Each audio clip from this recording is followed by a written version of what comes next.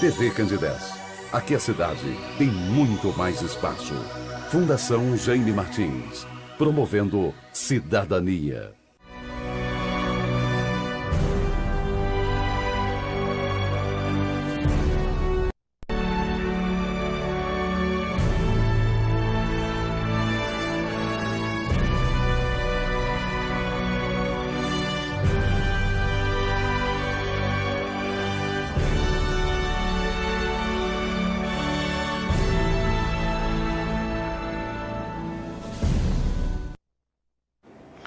Olá, bom dia, telespectadores da TV Candidez. É um prazer muito grande estarmos com vocês mais uma vez, através desse canal da TV Candidez, nesta breve sala de aulas, onde trataremos de assuntos pertinentes à doutrina espírita. E é um prazer muito grande pedir a você a licença de entrar no seu lar, na sua casa, para levar até você essa sala virtual, na onde trataremos de um tema que, com certeza, você já está acostumado com ele, certamente você já sabe muito sobre ele, mas a doutrina espírita, como sendo uma doutrina de luz, de amor e verdade, ela nos traz grandes ensinamentos a respeito da prece, da oração. Nosso tema de hoje é a prece, como realmente funciona a prece. Os nossos pedidos formulados a Deus têm uma eficiência, uma eficácia. Como nós podemos orar? Há uma maneira mais eficaz, mais eficiente para pronunciarmos os nossos pedidos a Deus?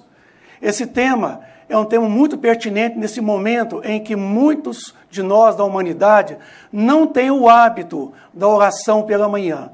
E nesta manhã de hoje, dessa terça-feira, que para nós é uma alegria muito grande, recebemos aqui nos estúdios da TV Candidez o nosso estimado amigo Ives Facuri, o nosso companheiro de caminhada aqui, que todas as semanas está conosco aqui, entrevistando os nossos facilitadores.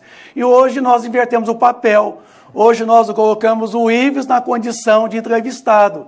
Estamos aqui na condição de entrevistador. Para nós, Ives, é uma alegria muito grande receber você aqui nos estúdios da TV Candidez para realizarmos, nesse nosso 25 minutos de programa, essa temática de suma importância para todos nós, seja espíritas, não importa a sua religião, o seu credo religioso. O que nos importa é com relação à temática, oração. Vai lá então a primeira pergunta. Ives, qual é a utilidade da prece? Ela tem uma utilidade? Tem um valor? Quantas vezes nós deveríamos orar? Existe uma forma de a gente poder orar, uma forma mais correta? Ou simplesmente uma pronúncia, uma recitação? Bom dia, Vicente. Bom dia a todos. Para nós é uma alegria estar aqui agora na condição de entrevistado, né? Na berlinda, como se diz. A pergunta 658 do Livro dos Espíritos, Allan Kardec pergunta se a prece é agradável a Deus. E os Espíritos respondem que sim, que a prece é sempre agradável a Deus quando ela é pronunciada ou quando ela é feita com o coração. Porque existe uma distinção entre a prece dos lábios, aquela formulação mecânica, recitação, no caso, e a prece do coração. Essa prece do coração, ou seja, essa prece que estabelece conexão, porque nós temos que compreender que a prece capaz de estabelecer conexão é aquela vinculada ao sentimento, e não aquela das formulações verbais, dos lábios. Então, essa prece do coração, ela não tem uma quantidade específica a ser feita por dia. Nós somente consideramos a importância dela no sentido de nos trazer calmaria, de muitas vezes estabelecermos conexão mental com a espiritualidade superior para a resolução de algum problema. Então o Mahatma Gandhi, ele já dizia que a prece é a respiração da alma. Ou seja, quando você está num ato de oração, a sua alma está se reabastecendo desses fluidos benfazejos que permeiam todo o universo e que são também conduzidos pela espiritualidade superior, de certa forma se lançando mão deles para a resolução dos seus problemas, pacificação dos seus pensamentos. Então, eu gosto de usar uma imagem que é como se fosse o seguinte, para estar falando dessa importância da prece. Que imagina que alguém cai dentro d'água em uma superfície profunda. Então ele está ali, e se ele começa a se debater, o que acontece se a pessoa cai em águas profundas e começa a se debater? Ela começa a afundar. Isso. E se a pessoa para um pouquinho de se debater, abre os braços e fica um pouco numa postura mais calma... Serena, no caso. Serena, no caso, a tendência da pessoa é boiar. Isso. Então, o que acontece? A prece é essa boia em que a pessoa ela separa um momento para ficar mais reclusa e ela começa a pairar por cima dos seus problemas. Ela começa a enxergar melhor a vida e os acontecimentos. Nesse caso seria assim, é entrar mais numa relação com as leis divinas. Com as leis divinas. Né? É o caso, você deu o exemplo da analogia de boiar. Quando você debate demais, você perde aquela propriedade chamada tensão superficial. Uhum. Então, quando você, neste caso, então você está mais sujeito às leis divinas. Então você fica mais sereno, você não reage contra as leis, pelo contrário, você entra numa consonância com as leis. Ô Ives, com relação às leis divinas, nós sabemos que tudo está sob o controle de Deus, que tudo está permeado das suas leis, que Deus tem o controle de tudo e de todos. Não seria irrelevante a gente dirigirmos a Deus um pedido, uma súplica, no caso, sabendo que Ele sabe das nossas necessidades de antes, quer dizer, de antemão, Ele já sabe das minhas, das suas, de todas as nossas necessidades. Não seria irrelevante fazer esse pedido a Deus? Essa é uma pergunta muito interessante, porque muitos colocam assim, já que Deus é onisciente, por que eu vou pedir já que Ele sabe dos meus problemas, né? Essa resposta, ela está muito bem exarada na pergunta conseguinte àquela que a gente citou anteriormente, que é a 659. Certo. Em que Allan Kardec, ele pergunta qual é o caráter geral da prece. E nesse caráter geral da prece, a espiritualidade responde que a prece ela se divide basicamente em três tipos, vamos dizer assim, a grosso modo, que são os louvores, Isso. o louvor, o pedido e o agradecimento.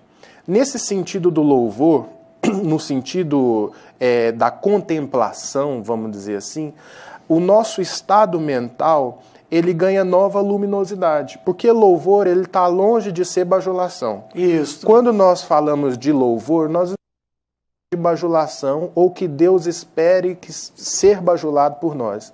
Nós estamos falando de um estado de pacificação mental onde se torna para nós possível uma lucidez mais ativa na resolução de conflitos, na condução das nossas escolhas na vida, no estabelecimento de conexão com a espiritualidade superior.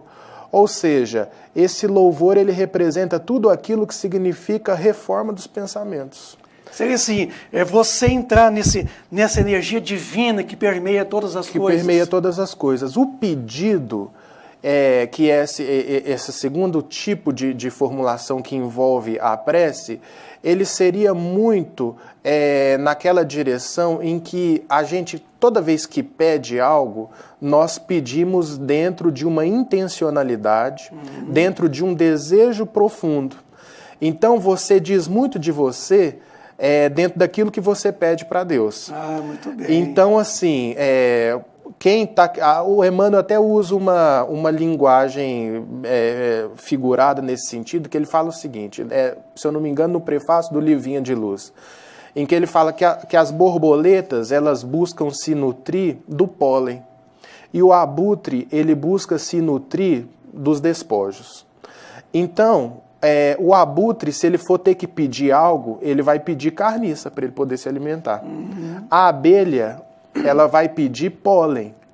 Então, os nossos pedidos, que vai muito mais da nossa intenção do que da nossa formulação verbal, ele vai fazendo com que, de certa forma, a gente se mostre tal como a gente é. E dentro desse ato de se mostrar, o ser vai se conhecendo, porque vem a resposta de Deus naquela direção. Então o pedido, Vicente, ele funciona como uma espécie de afinação. É como um instrumento musical. Você pega um instrumento musical desafinado, um violão desafinado, e toca, não vai sair som de violão. Certamente. Vai sair som de qualquer coisa, menos de violão. Melodia. Menos violão. Então, a prece é para que, nessas nossas formulações para Deus, esse toque, essa emissão de som, porque é uma emissão de som. Sim, certamente. Ela vá se afinando conforme a gente vai se autoconhecendo. Então, o objetivo desses nossos pedidos é tocar o som da nossa essência divina, ou seja, vibrar enquanto deuses que somos todos nós. E o caráter do agradecimento é que nós temos uma tendência muito negativa de avaliar somente as coisas ruins da vida. Eu costumo dar um exemplo também, que se você pega um quadro branco e você desenha um ponto preto no meio desse quadro e pergunta para o pessoal o que eles estão vendo, eles falam, estou vendo um ponto preto, e esquece todo o quadro branco. O quadro branco. Então, essa questão do agradecimento é para que nós, de certa forma, possamos gerar em nós otimismo, entusiasmo, através do reconhecimento de inúmeras coisas boas que já nos chegam, mas muitas vezes nós não sabemos reconhecer pelo fato de estarmos dando maior atenção para aqueles pontos não tão positivos assim, ou pelo menos que nós não consideramos positivos, porque tudo tem uma finalidade. Sim, certamente. E deixando de observar tantas bênçãos que, de certa forma, já estão na vida de todos nós. Então, Deus, Ele espera que a gente formule as preces justamente para que nós possamos ir nos afinando com a intenção divina, nos aproximando a nossa vontade com a vontade de Deus. Nesse caso de pedir, então, Ives, de que forma, de que maneira a gente poderia pedir intercedendo por alguém? Haveria essa possibilidade de eu formular um pedido a Deus por uma pessoa, por uma outra pessoa que talvez eu conheço ou talvez eu não conheço? Há uma intercessão nos nossos pedidos por alguém? Sim. Nenhuma prece se perde no ar. Isso aí é uma coisa importante da gente estar dizendo. Todas as nossas rogativas, todo o nosso pensamento positivo é um pensamento de luz que, de certa forma, não se desfaz. Certo.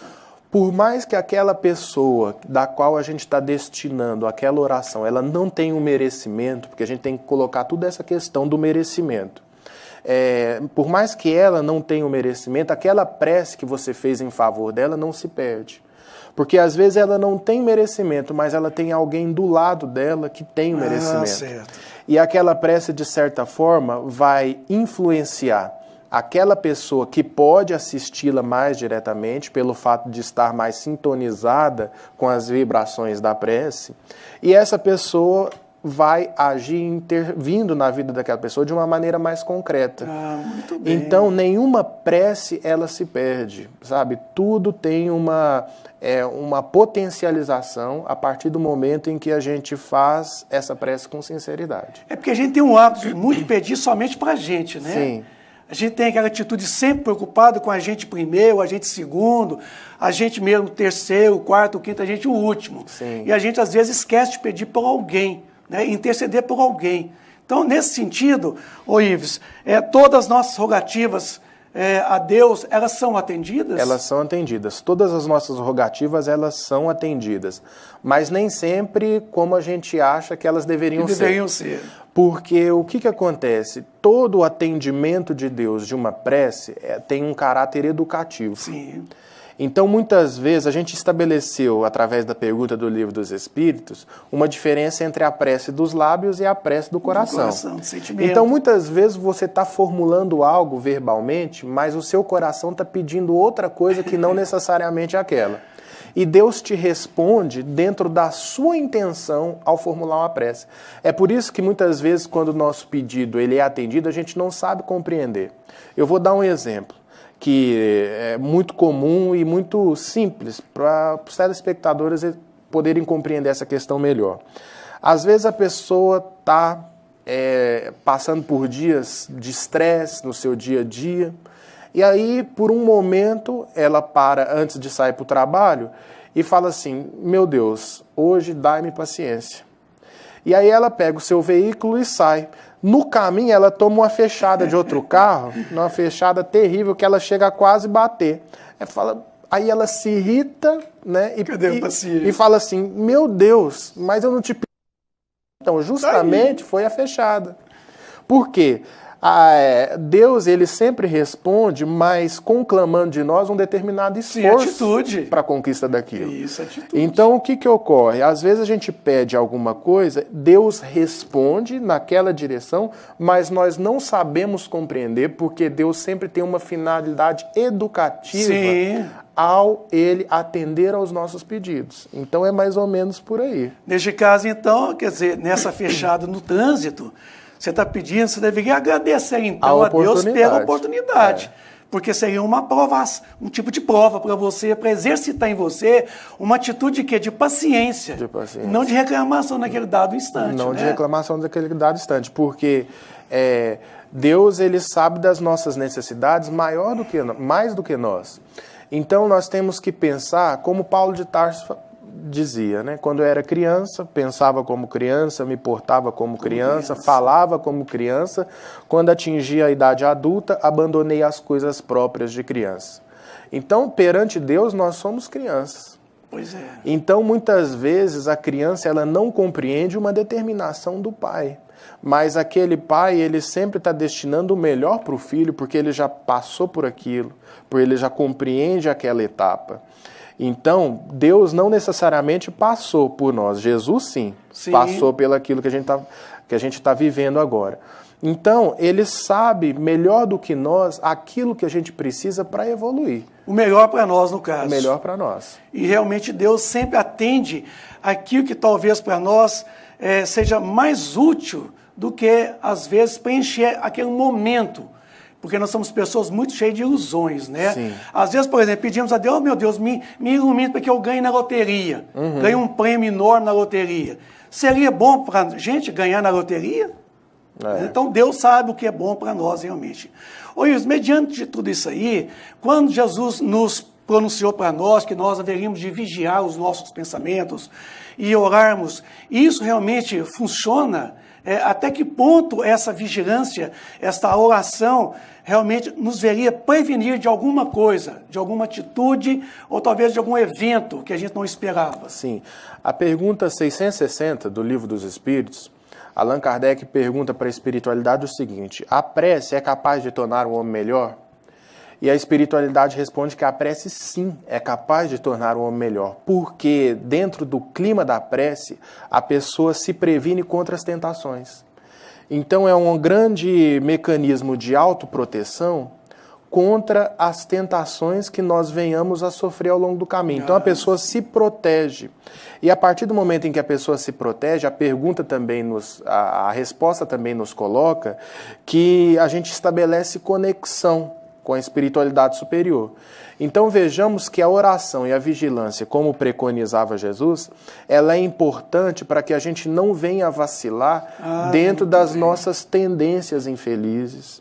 É como se fosse um mecanismo de resistência. Sim. Um mecanismo de resistência ante aquilo que pode nos levar a quedas existenciais.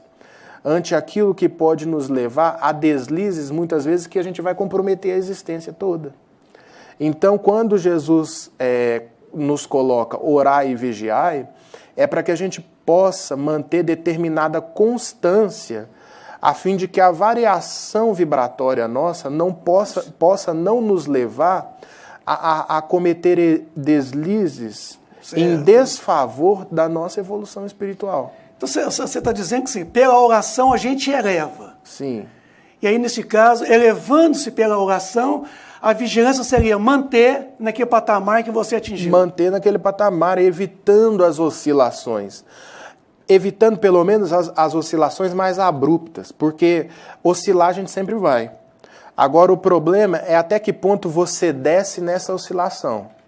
Então, a vigilância, vamos dizer assim, ela não solicita de nós um estado de santidade permanente e plena. mas a vigilância ela te protege contra quedas possíveis mais drásticas. Fracassos. Porque variação de humor... A gente sempre tem, todos nós sempre tem. Ora você está mais triste, ora você está mais alegre, ora você sente algum sentimento assim de mais indignação. Isso é muito natural. Só que a gente tem que observar que quando Jesus coloca essa vigilância, ele está preconizando para nós, ele está recomendando para nós, para que a gente possa, vamos dizer assim, ter um controle de qualidade dentro dessa variação, para que a gente possa não descer tanto.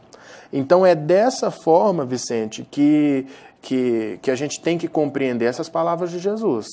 Oi, mediante isso aí, então, nós podemos fazer uma distinção entre a reza, popularmente conhecida, né, que é uma atitude não mental, mas uma atitude verbal, diferente da oração em si. Quer dizer, a reza é o que normalmente nós fazemos. Sim. Pai nosso que estais nos céus. Diferenciar a era da verdadeira oração? Sim. A reza é um caminho válido, porque o próprio Kardec, no último capítulo do Evangelho segundo o Espiritismo, ele nos traz uma coletânea de orações. Isso. Essa coletânea de orações não é para que a gente possa encará-las de uma maneira ritualizada, fazer daquilo um ritual, mas é para se destinar àquele que tem uma certa dificuldade em formular. Eu já compreendi, eu já conversei com muita gente que me disse assim, Ives, eu tenho muita dificuldade de fazer oração porque a minha formulação ela é deficiente. Kardec, ao observar isso, colocou para nós a coletânea de prece, que no caso seria a reza, que ainda está a um passo da verdadeira oração, mas que já é uma introdução. Isso. Então a reza, como se diz, a reza repetida, ela é um treinamento. Ela é um treinamento, ela é um adestramento para que um dia ela possa se incorporar e fazer sentido nessa direção que a gente colocou da movimentação de sentimentos. Então, muitas vezes você começa de uma maneira automatizada, mas já é um começo, desde que você tenha consciência de que você precisa buscar cada vez mais uma sinceridade do propósito ao se direcionar ao Criador. Então, neste caso, nós podemos dizer, então, que de uma forma ou de outra, a verdadeira oração é atitude. É atitude. É ação. É ação. Né? Ação que move. Ação que realmente você tira de dentro para fora as energias. Sim. Então, a verdadeira oração, então, neste caso, é atitude. Porque nós temos o hábito muito somente de pedir pelos lábios. Mas na hora de agir, a gente age menos e pede mais verbalmente. Sim. Então, nós podemos concluir, então, Ives, de que há uma diferença enorme, então, em relação à verdadeira oração, que é a atitude, do que nós fazemos formalmente durante o tempo todo, que é a reza. Sim. Eu gostaria, então, Ives, já que nós estamos chegando para a finalização do programa de hoje, dessa grande sala de aulas, onde estamos discorrendo a respeito da verdadeira atitude, que é a oração constante, permanente e duradoura, eu pediria a você que terminasse o nosso programa pronunciando aquela oração que Jesus Cristo nos ensinou há 2000 anos atrás. Sim. Pai nosso que estais no céu, santificado seja o vosso nome, venha a nós o vosso reino, seja feita a vossa vontade, assim na terra como no céu. O pão nosso de cada dia dai-nos hoje, perdoai as nossas ofensas, assim como nós perdoamos aqueles que nos têm ofendido, e não nos deixeis cair em tentação, mas livrai-nos do mal. Amém. Com essa oração, amigos ouvintes, telespectadores da TV Candidez, a gente deseja que todos vocês tenham nesse dia de terça-feira um dia repleto de muita luz, de muita paz, de muita energia, essa energia divina que permeia todas as coisas, tudo no universo, que vocês sejam capazes, nesse momento, das atitudes interiores de cada um de vocês, pronunciar a Deus, não somente pedindo a Ele, mas como também agradecendo a Ele pelas dádivas que o céu nos proporcionou e louvando o seu santo nome, dizendo a Ele graça por tudo e que nós realmente temos por Ele um amor enorme por tudo que Ele nos faz, por tudo que Ele nos proporciona até o presente momento. Que todos vocês tenham muita paz, muita alegria, muita luz, nesse dia e em toda essa semana. Fica com Deus, muita paz, fica com Cristo. Que sua luz, Jesus, nos ilumine, nos proteja e nos ampare sempre. Um bom dia para todos.